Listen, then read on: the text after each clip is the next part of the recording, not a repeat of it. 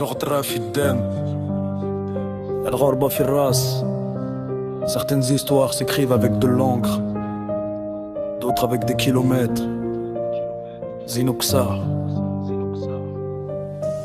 J'ai grandi dans des rues où le temps laisse ses marques, sous des lampadaires fatigués qui éclairaient nos départs. Les murs portaient les noms de ceux qui rêvaient plus grand, pendant qu'on dessinait l'avenir sur le béton brûlant.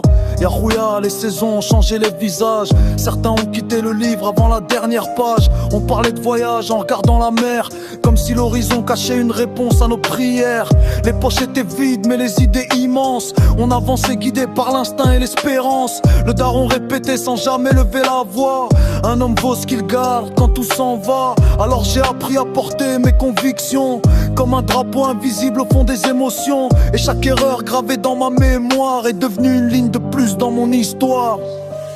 J'écris avec l'encre des deux rives, entre ce que je quittais et ce qui me suit. Une moitié de mon cœur reste là-bas, l'autre continue la route sans bruit.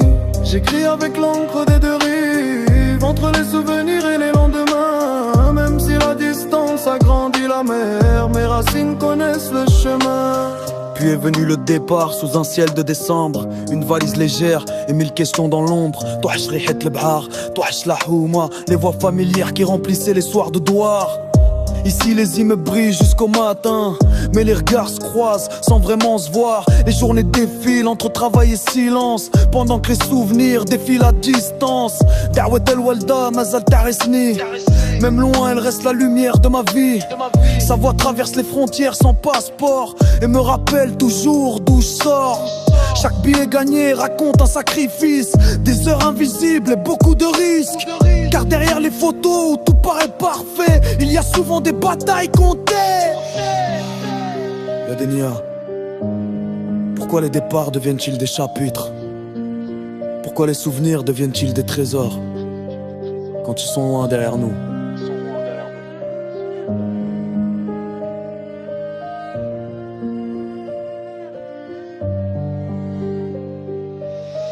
Aujourd'hui je marche entre deux horizons, avec deux langues, de cultures, de saisons.